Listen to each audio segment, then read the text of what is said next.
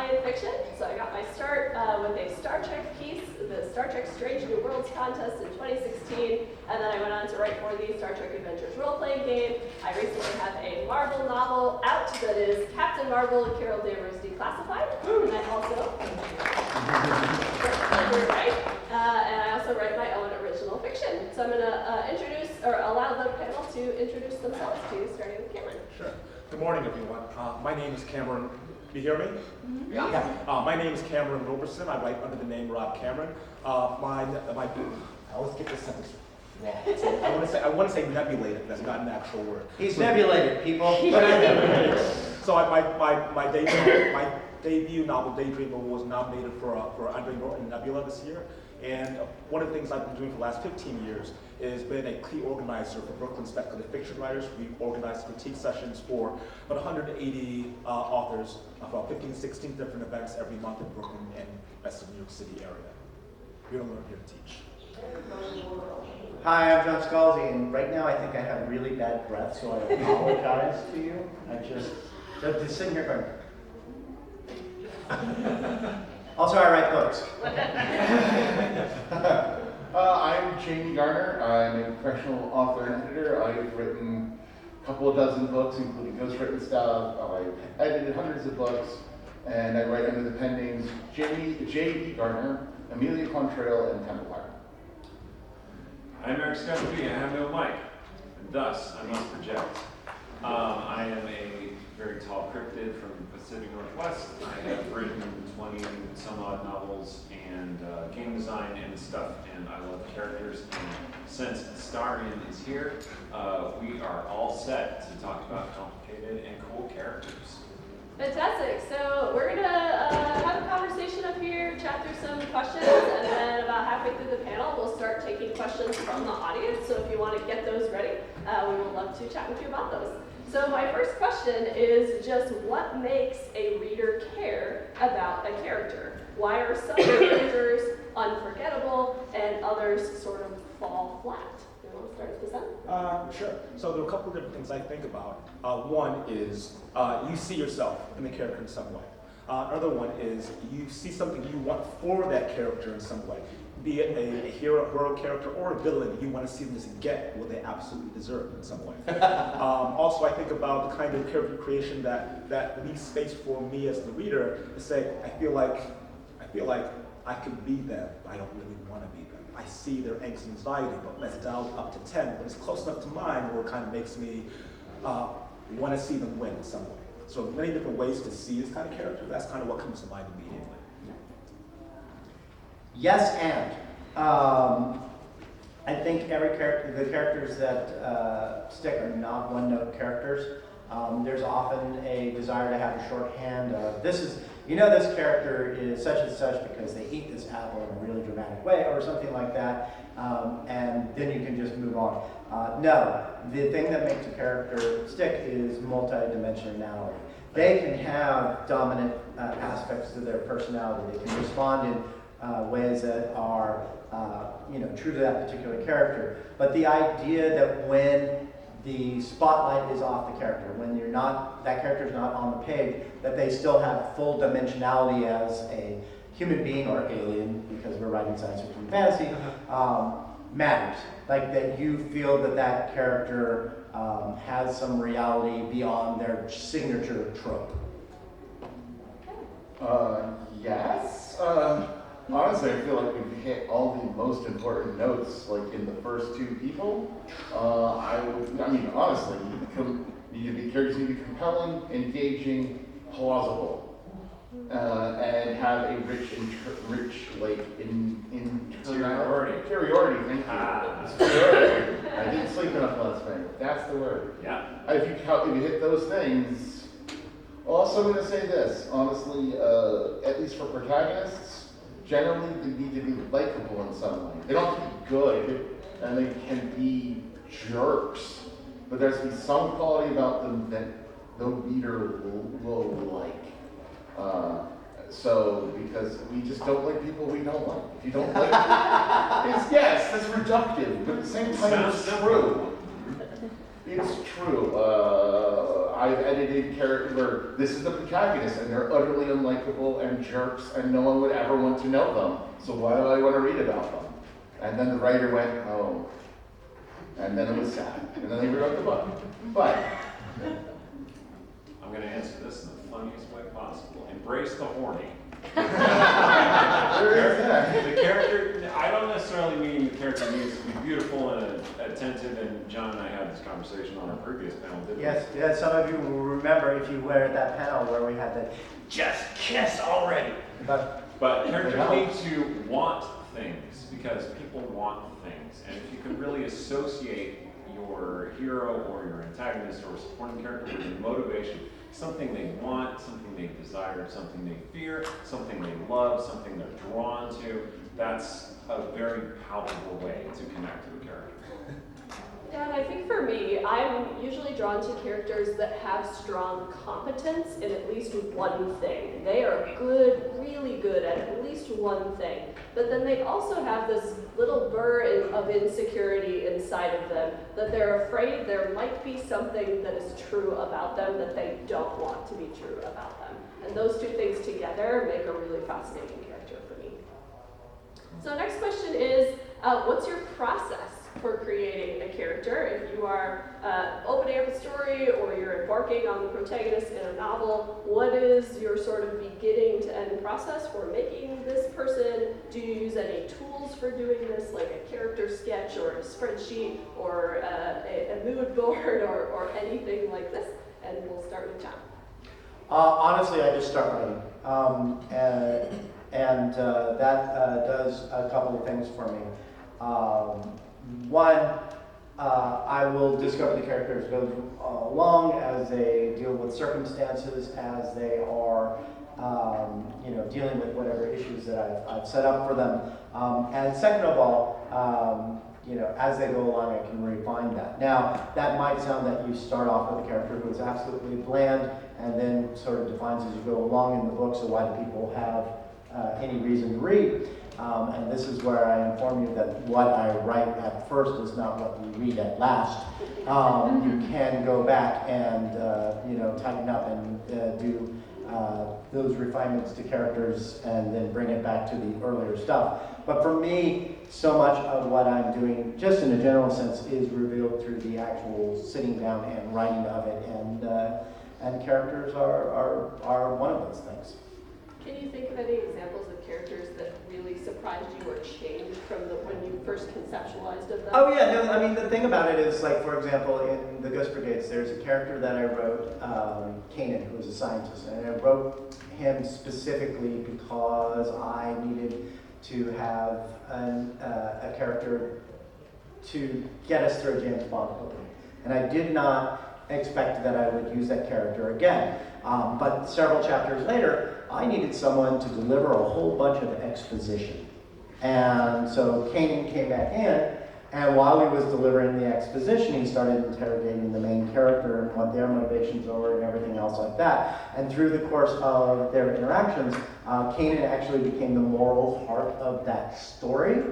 And so that was really sort of interesting because I didn't know that that was what I needed Kanan to be until I started writing. But once I knew that, I was like, oh, well, I better make him a little more interesting at the beginning now at night.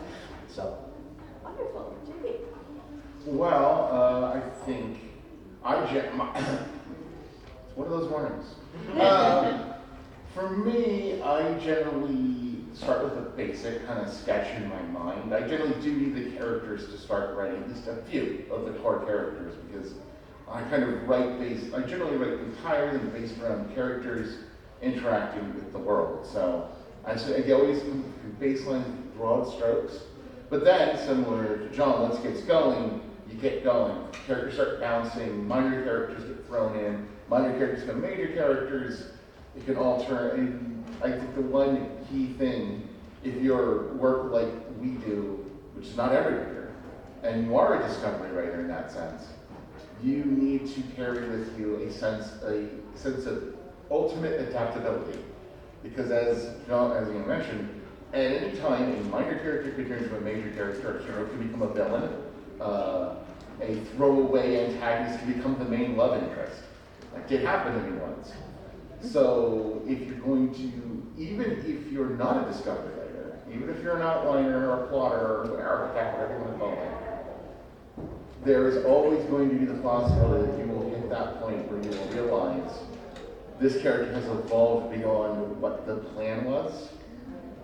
Technically, it's true for any story element, but characters, most of all, I find tend to go wild. So, whatever else you bring to your character creation process, whatever else you bring to your writing process, always be adaptable and go where the characters lead. So, sometimes I write plot first, and sometimes I write character first. And I prefer to write character first because I feel like the characters are your best ticket into the story. And when that happens, I like to, I usually come up with a basic idea, and then I like to browse art online to see if I can find a character that kind of like fits the mood, and that, you know, sometimes I'll find a really cool art and go, hey, I want to make a character based on that, and I'll put them in the book or a future book or whatever. Sometimes I'm inspired by things that I read about. Sometimes, you know, I see a character on a movie that I'm like, okay, I want a character kind of like that. How do I take that and modify it and make it fit into something that I'm working on? Just, you can draw inspiration from all over the place, and yeah. Do you have any way of like organizing that, or is it more just free form of like pull stuff and keep it in your head? Organized. Yeah, no, I like to keep files of, you know, art that I've discovered on my computer, so that I can eventually pull one out and go, oh, this is the time to write about this character. Write things down. If you try and just keep them all in your head, you might eventually forget them. But you know, they'll always be useful at some point in the future, whether they directly make it into a book or just influence the character that you're working on. Yes, and, yes, and, yes, and, yes, and. Yeah, well, Yep. there's a lot of yes and going on there. I find that I am all the characters in my book. It is me in some way, shape, or form. So as I'm writing, oftentimes it is just me writing it out. I'm not really seeing who that person is, who I am, given these certain parameters. But I'm also seeing the kind of themes that are coming out in other characters that I create. You know, for the most part, I found that I do a lot of familiar relationships where there absolutely is love, but love isn't enough to communicate with each other. So now I'm playing with those different people in my life, those different forms of myself in my life, whether or not there's a dragon involved, whether or not there's a vampire involved, whether or not I'm talking about the villain, even that absolute horrible Cthulhu-like creature, that is me. How can I be at my most evil? Because I am all those characters, I'm all those people. We have read enough where we are all, I would hope, I think in this room, somewhat media savvy. We know what we like to read, we know what we like to watch, and those parts are now internalized. You'll be surprised what comes out. And the funny thing about writing it out and not letting everything come out from the page is then you get to surprise yourself and say, I did not think I would have this thought. But that is me. And then I can take those people that are now more formalized as people, given a name, and I can use them in the story. And oftentimes, when you're in the shower or not thinking about them, they're having internal processes within you. And you go back to the page, and now they are even more developed, even when you weren't thinking about it. Consciously.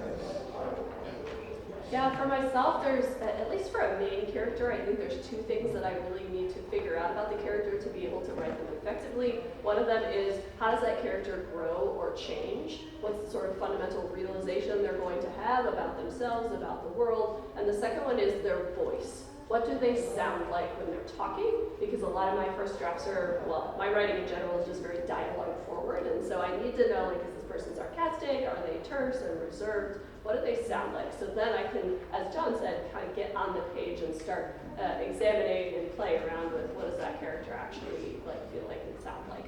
I have used sort of like character sketches, almost like a proposal for a character. And those ended up then getting kind of tossed aside. And now I sort of use like a little spreadsheet that just reminds me, like, what do they look like? And how old are they? And things like that. Let's talk about backstory.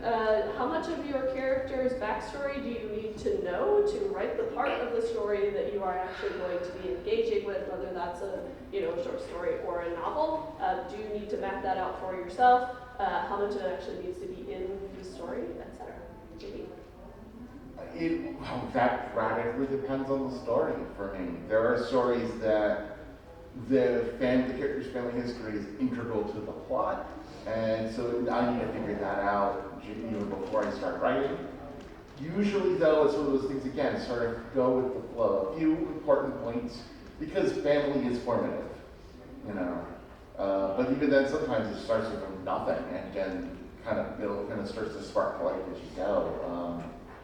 I'm going to say one thing, because I don't think we've said it yet, but I think this covers everything we talk about. Everyone has to find their own process to doing anything in writing.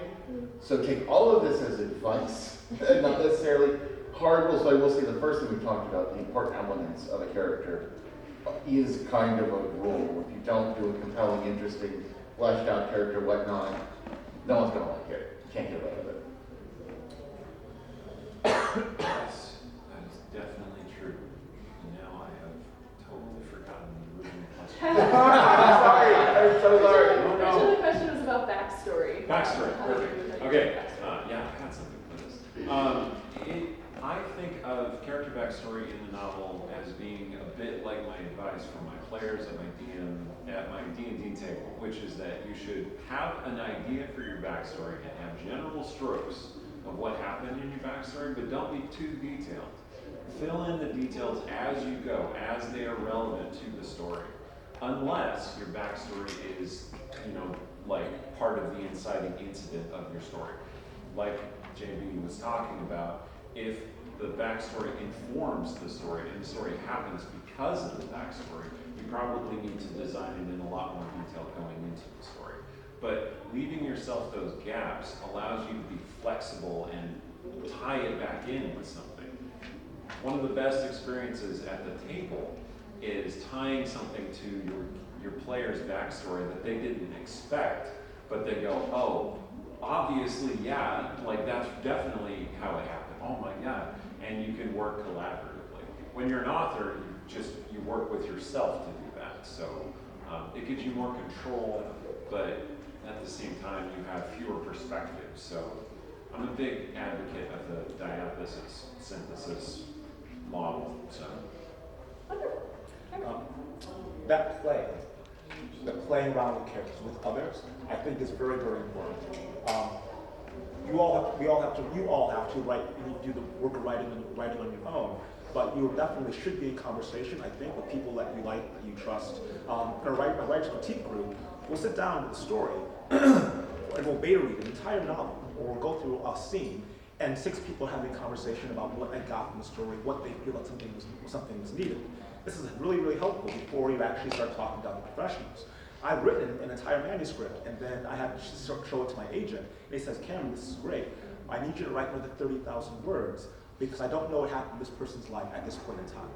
That takes a while to go back and do it. So having a conversation with people as you're playing, as you're playing the game, as you're writing the story, is really helpful. But in playing games specifically, there is one, you guys heard of Carlos Hernandez and CAC Cooney? They have a game called Negocios Infernalis, and it's all about shared storytelling. So as one person, they use tarot cards to build on each other's characters. One person adds to a scene, the next person adds more to the scene with a focus on another person's character. They're always trying to give those kick-ass moments, those dope-ass moments, those scene moments for each other. So there's no DM necessary. It's you playing with each other, trying to figure out how can I add to the backstory, how can I add to the power, how can I add to the excitement, the trivia, the comedy of the scene, and you're building backstory as you go. Listening to all these wonderful writers talk about this, I am confronted time and again about how absolutely, utterly basic I am as a writer. Because really, I'll be like, oh, I need to put something about this person's backstory, and then I'll just think it up at that particular moment. And again, if it works, great. If it doesn't, then I will have to go back and tweak it and stuff like that. But I once again, am very much kind of in the moment. The idea of writing like character sheets, that's so much work. Why would you do this? And this is also part of my overarching theme. Being actually the laziest person that I know in real life, Can you write from the couch? Oh, I absolutely can. But it is one of those things. Once again, it's like drop that in. But that is again the fun of it for me is that when you go, I need a little bit of backstory. We add that little bit of backstory. Now I know a little bit more about that character, which will inform how they respond in the moment, and it all becomes that process. And then you have a little bit of revision that you go back and you tweak some stuff if you need to. That is what makes the writing exciting for me. I've often said, I know people who outline, and I love that for them, but if I did a whole lot of outlining, I would never write the book because I've already done the work. Why would I need to have to write the book now? Right? So I'm a captive of my own process and that sort of way, but it seems to work, so. Yes, indeed. I'm on the other end of the spectrum in that I outline extensively. There are spreadsheets involved. So backstory has proven to be pretty important to me, particularly in discovering character motivation. Like, why are they making the kinds of decisions that they're making in this moment? Why are they behaving the way that they are? Well, it's likely due to things they've experienced in their past that has made them the kind of person that they are today. And so I used to sort of write them in this moment, and maybe they're just defined by their profession or the task in hand, and then people are like, yeah, this is cool that they're doing this, but like, why, right? And so then that kind of led me back into, all right, I need to figure out, what's going on in this person's past. Even if it's not exactly mentioned in the story, I need to understand it as a writer. So I'm going to ask one more question of the panel, and then we're going to open it up to audience questions, so get those ready. My question is, what happens if you have a character that you find uninteresting or that you think is uncompelling? What do you do about it? What are some ways that you can try to correct that? They fall down a hole, and the writer and the readers never know. Kill him. Yeah. Kill him. Yeah. Get rid of him. Yeah. It served no purpose. Yeah. But you can engineer interesting death for them, so they do serve some purpose. The other Garner, characters is that what eat you're them. saying? Yes. Wait, what did you say? The other characters eat them. The characters eat Yeah. them. There was an airplane accident. They landed in the Andes. What was going to happen? Don't throw away your resources. Use your resources. Burn your resources appropriately for your story. If you create a character you thought was going to be cool and they suck, kill them. When I say eat them, I mean I have a character. They're not doing what I want them to do in the scene, but it may be that there's another character who is better at this, or they're sharing too many similar characteristics. They become one character. Yes, so one of them has to be absorbed by the other one. That's kind of along the lines where I was going to go, as opposed to just murder things. No, murder can be fun. Let's not, So much fun. let's not take murder off the table. Well, that's putting it on a different table. That's the dinner table. But It looks like characters back on the menu. but actually, in a similar thing, sometimes there's no need to absorb a character. There's no need to do a on-screen dad. Sometimes you just need to cut the character from the book entirely. Yeah. Yeah. It's honestly almost always. Notice how none of us have said fix the character, because most of the time, when you have a character like that, they are unnecessary. Yeah. So they either need to be, done in some dramatic way to add some flair to it, reabsorb what their purpose of the story, absorbing another character, or sometimes just cut. There is no book that cannot be improved by the application of a judicious edit. Yeah. And sometimes that edit is shooting the darling in the head and burying the body. There's a flip side to this, which is that you have a small character that is too interesting, and the solution is basically the same. Like in the Collapsing Empire, I won't tell which character it is, but I started writing this character, and it's a support character. And I had way too much fun writing that character. And by the second chapter of writing that character, I'm like, oh no, you're too interesting. You have to go. So what did I do to the character, Eric? Kill them. Yes! That is exactly what I did. I killed them for Lady Pain. And it worked really well for the whole arc of the story. But yeah, you have to be careful of the characters who are either not interesting or too interesting. They have to serve a role, but if they come up on stage and be like, yada, and you're like, There is another option. maybe. No, it's similar in that it gets rid of the character, but sometimes Jamie, you pass it. Anyway, Are you a vegan? No! No! Oh my God! How dare you! How dare you, sir!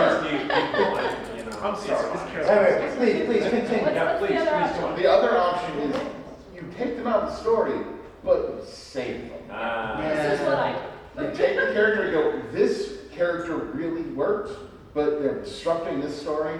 Let's note down the important things and put them in a tube and then decant them for later. I will do this. I may be a little more pessimist here. I will save the ones that aren't working. Maybe they get to be in a different story. Maybe they're the right character for a different story. Because I've already done the work of creating them with my superfluous spreadsheets, so I'm going to save them. I love your spreadsheet. Thank you. Superfluous Spreadsheet is the name of my next band. On that lovely note, we're going to open it up to audience questions. Please raise your hand. We will call on you all the way back. I guess I have two questions. One's probably shorter than the other. How do you come up with the names for the characters? And then how do you handle like the initial first appearance descriptions, especially for like the main character or like the big important characters? Never have a character look in the mirror and describe themselves. No, you laugh. But still, that is still done by many modern writers. Don't do it, please God, now. Sorry. I have a name generator for like if they're normal names, like names that are used in like America right now. I have a name generator that goes through census information and matches first names and last names and mixes them up. And then the other thing I do for like aliens, I swear this is true. I will take a name or anything and I will delete the first letter and like the last few letters, and so now I have an alien species that's called the Amer. I swear to God, if you look at my books, especially the Old Man's War books, there are alien species that you're like, oh, I see how you did that. One alien species was called the Icalo. That's because my wife was drinking a Michelob at the time. It's all valid, Yeah, no, it works. There's tons of online name generators of various kinds and various flavors.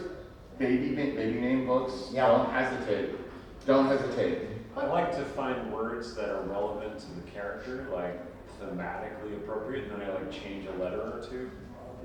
Yeah, I also try to make sure that the different relevant names in the story start with different letters, so it's a little bit easier to keep track of them. That's such a good idea. That's called the one Dave rule. That you only have one Dave, and I explicitly broke that rule in Red Shirts because it's supposed to be a book about bad writing.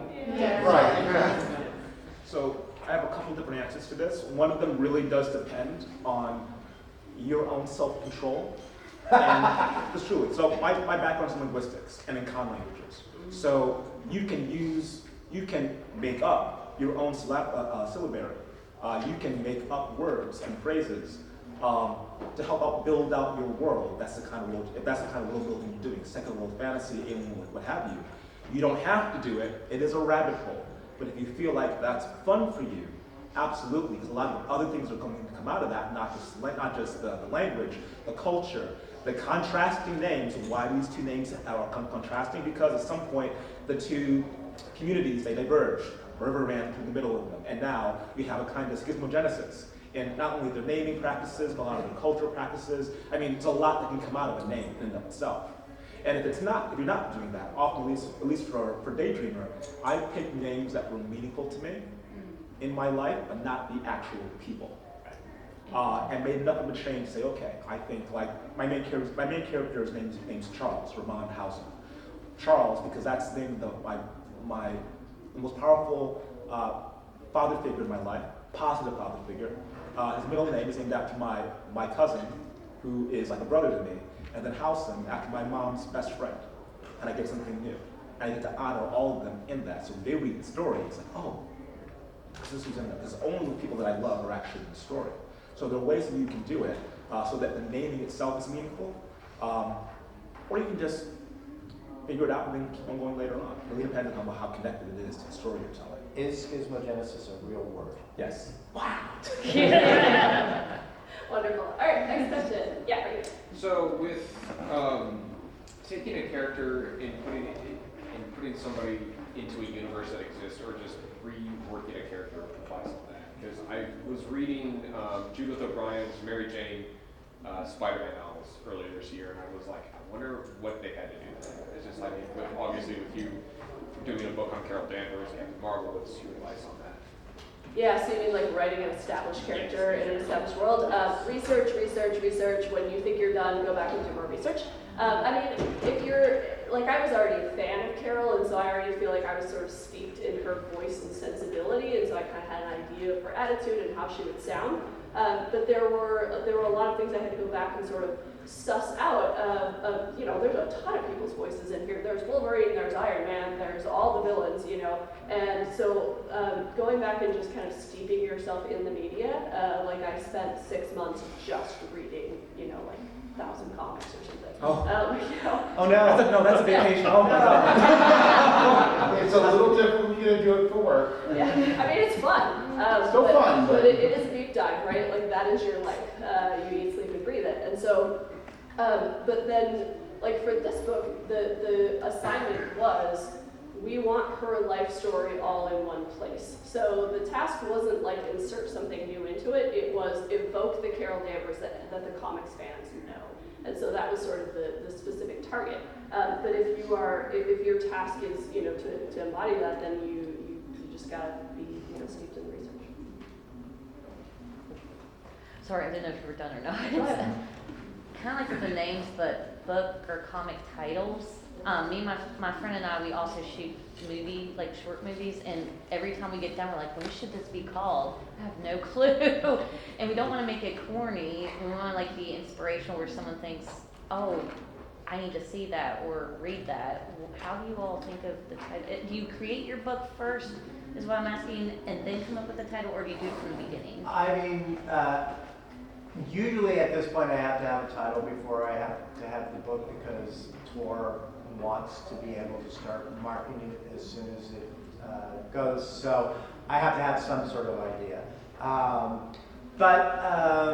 You know, the thing about it is I wouldn't worry about it too much. Go ahead and tell the story, and then in development of the story, there's usually a line or an incident or something that will reveal itself to be the coolest thing about it, and then all of a sudden you have a title. The only thing that I would say at this point, because title fashions come and go, blah blah blah. So don't have a noun of noun and noun, because right, exactly, because that is something that has already been done. Back in 2010, Tor was doing this thing. They did a statistical analysis of the titles of all the books that had been published in science fiction and fantasy, and they did a listing of the number one word was shadow, the second word was war, that third word was night, and the fourth one was dragons. So I wrote a short story that was called The Shadow War of the Night Dragons. But that was the whole point. So it's like knowing what things are kind of over tropes will help avoid that. But yeah, in the development of the story, you will find something about it that's going to be cool, and that's the thing you pin. Yeah. Seriously, yeah. Sometimes you have the title ahead of time. Sometimes it comes to you the thing. Sometimes you're scrambling at the end. There's no like. You just kind of go with it. It's just. For short stories, I'll often pull a quote from the story itself, Those like are- an interesting phrase. Or a lot of films have really thematic titles. Also, don't worry about corny. Corny is fine. Yeah, because funny and funny are both good things. right, and quite honestly, what you might find corny, someone else might find evocative. So give it to the corny.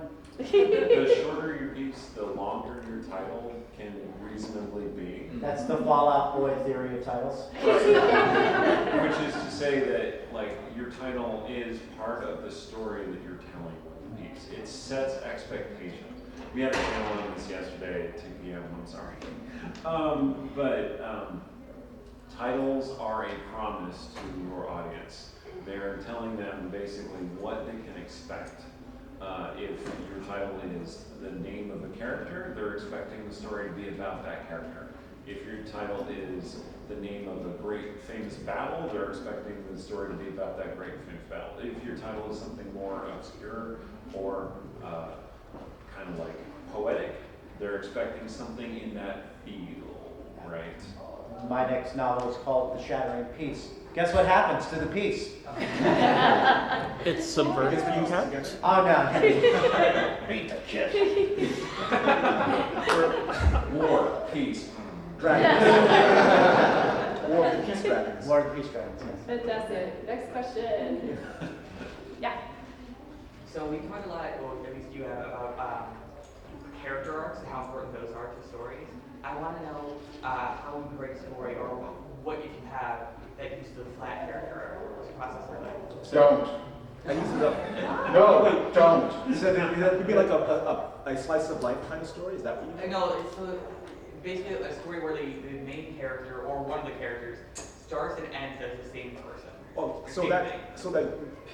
there are genres in which Yeah. the main character doesn't really change that much. Are you asking for advice as to how to make it interesting? Yeah. Everything else? Everything else has to be super spiritual. If you do Jack Reacher, then everything around Jack Reacher has to be interesting. Jack Reacher does not It's a change. good example. Yeah, and that is actually what they rely on, and this is actually quite a lot in mysteries.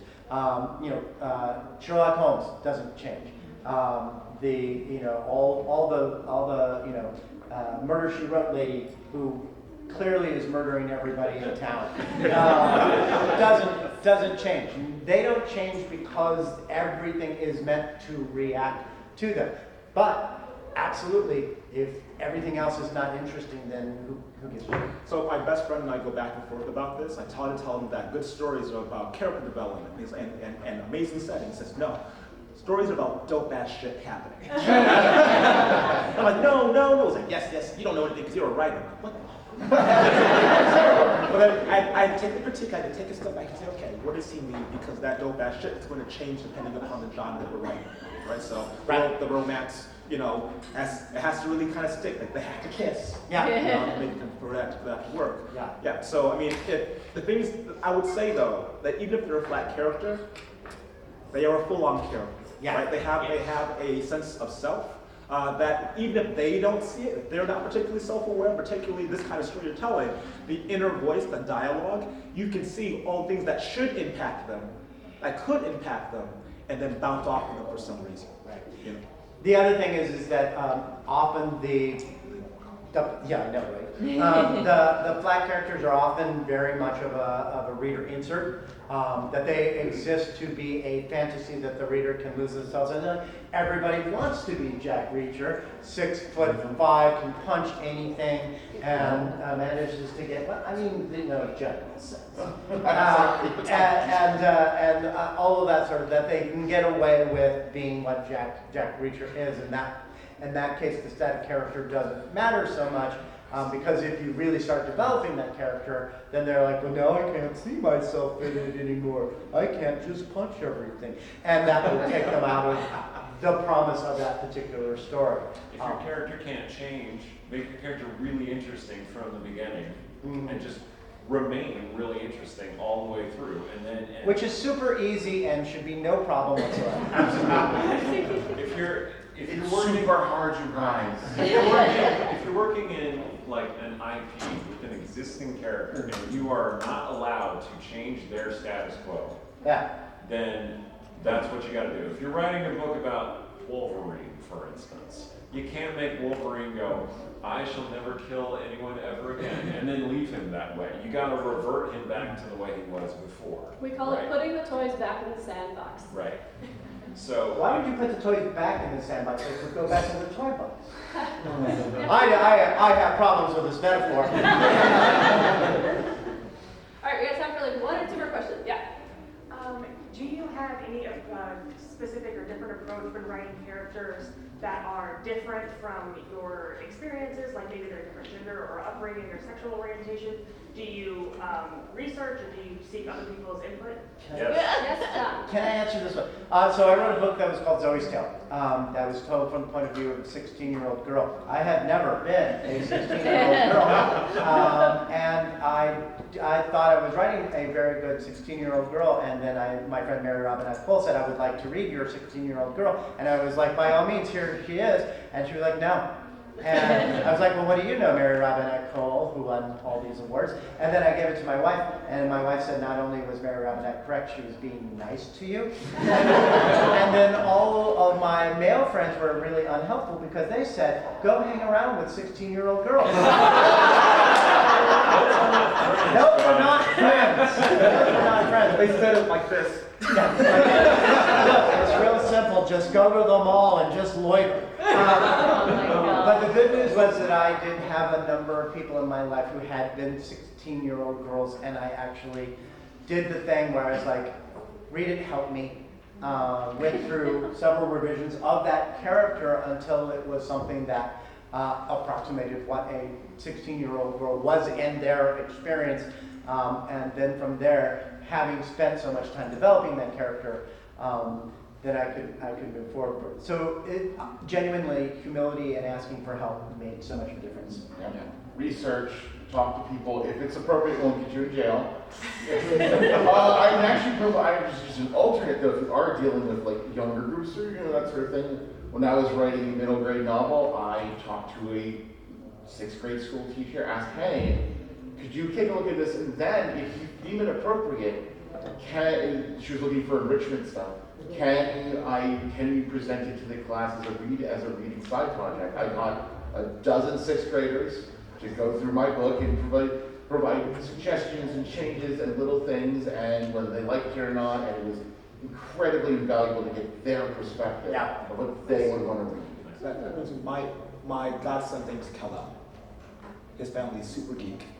What? The little sister's name is Leia. And for my current middle grade, I'm sending him pieces of it. See, does this joke hit? And if it doesn't hit, take it out. But there's a whole thing about writing. We were just on it yesterday. Yeah, a whole panel. And if you want to know, look up Kate Tempest Bradford, search her out, and write the other. And there's a lot of resources out there for you.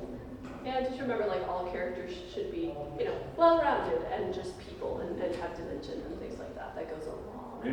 Meet a lot of people, read stuff by people unlike yourself. Yeah, it's really good. Yeah.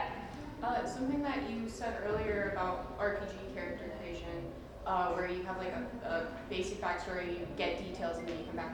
Have any of you ever like done that with your characters, where you've like written a character, you're like, oh, they're super compelling, and I want to know why they're like this, and write backstory about it. You don't have room in your story, maybe, and so you like just do it for yourself, just to have it. Absolutely. Oh yeah, Yeah. absolutely, every time. The author always knows more than the readers do because that's just part of the development process. And sometimes it's not going to be in the book because that's not the story you're telling, but it does mean that you have that knowledge of that character. So if you use that character again, you have that information. And have the thing that influences their actions in the now, and the reader need to know about it. Yeah. Yeah, and sometimes hinting or gesturing at something is fascinating. We want to know more, and maybe you'll write another story about that. Yeah, reserve that for later. Put it in one of your spreadsheets. No! I just wrote a book that had like 4 spreadsheets attached to it. I'm on your side. Spreadsheet. One cell is like 500,000 words. No! Something What's wrong with you people? I've struggled with. How do you write characters who are significantly smarter than yourself? Well, the lazy way to do it is to just have them have the perfect reaction for everything. Like, I knew you were going to do that. Ha ha ha ha, and I have a plan. No. Like, chart out what their plan is going to be and have interesting and innovative solutions for things, write contingencies, and then have your heroes bumble through dealing with the plan, right? Unless your hero isn't smart with it, in which case, create a really interesting and complex plan, and then have your supporting characters ruin it for you. Yeah. The other thing is that the advantage that you have as a writer that you don't have as a human is that you have time. You have time to research, you have time to develop the story, you have time to work on the character, you have time to ask your friends who are smarter in that specific way that your character is for information and advice, so that the character is as a whole and complete person in ways that you as a person are not your competencies. I would just say be careful of writing a super smart character who does not know how to connect to people too much, because it's been done a lot. So them having some kind of emotional intelligence, I think that for a more nuanced character. Yeah. Agreed. There are many forms of intelligence. Yes. Yeah, and don't be afraid to lean on whatever you think yours are. Like, everybody's experts in several things, and so like lean into that. See how you can leverage that. I actually want to, if it's okay, follow up very quickly on what Cameron said here.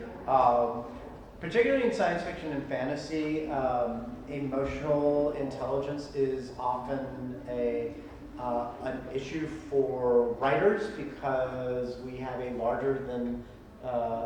substantially larger number of people who are spectrumy on some sort of in some way or another, and so there are things that can fall through the gaps there. And that's again where checking with other people makes a real difference. It's not that you can't write compelling characters who have less emotional intelligence, but if you are trying to write empathetic characters and you know a little bit about yourself that is something that you struggle with, be honest with yourself as a writer and go seek out the people who can help you fill in those gaps. And you thought writing was a solitary experience. You were wrong! Do write very intelligent characters. Do write spectrum characters. Do your research and do consultation with other people. Yeah. Mm-hmm. Okay, we have time for one last question. Who is it gonna be? You have an answer. I'll be the brave one. Are you sometimes afraid when you're writing characters of pouring too much of yourself and who you really are into your characters, such that the whole world is now going to get a look inside you that you aren't necessarily comfortable with? And if you avoid that, are you like giving up on an opportunity to create something really special? Well, the thing is I'm super interested. So that's not a problem for me. But the more accurate answer is there's no reason that you can't pour yourself into your characters, particularly if you spread it out, that it's not necessarily going to lead back and people will think, oh, that's you. Now, there's the difference. There are some people who will be like, oh, you wrote this evil person, so therefore you must be evil. And the answer is no, but there are aspects of my character that are in that character. I will say that it's a refining process. So you putting yourself on a page and an info dump, we know isn't going to work. Yeah. But you putting yourself in a page and showing to your friends and saying, okay, is this too much? They'll tell you. You have a critique group lets you know that I've gotten too much, not even of you, but of the character. This is just a projection. You're not teleporting yourself on a piece of paper. You're just symbolizing yourself, what you think is yourself on the page. And in doing so, honestly, it's a little bit like therapy. Is this what I mean? This is also partly about your identity as a writer. So what are the causes you write about? What are the environments you tend to write about? And some of that's likely going to come from what are your past experiences and who are you as a person? And so that can be a really positive thing. I come from a rural background. I write a lot of rural settings because that's what I know, right? And so, like Ms. Stu said, I think it can be positive as long as you're sprinkling it in and not just inserting yourself, whole cloth into the story. Absolutely invest yourself and your beliefs and what you do into the story, because that is the passion that makes great theory happen. Just don't self-insert yourself. Yeah. Your characters are your children. They always have an aspect of you, whether it's a positive or a negative, and that's going to happen consciously or unconsciously. And don't be afraid of that because no one can prove anything. I did. And you're murdering your children? I role played. Sally had to go. She was just too interesting. Cameron's gonna have the final moment. Well, Go! I was gonna say, I role played one of my first novels I ever wrote, my friends, and I put myself in the story so that they all knew it was me, and then I killed myself off. They didn't talk to me for a good month. Traumatize your friends. Okay, really quick, just run down and tell folks where they can find you online and like other events at the con. Go.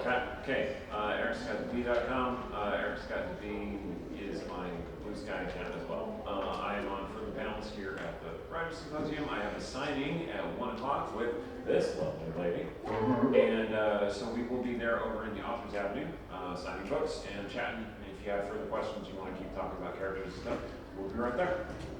You can find all of me online, JB Garner Writes website, Blue Sky I'm especially active in, or go to the publisher. The publisher's on my book, certainly gingerpublishing.com.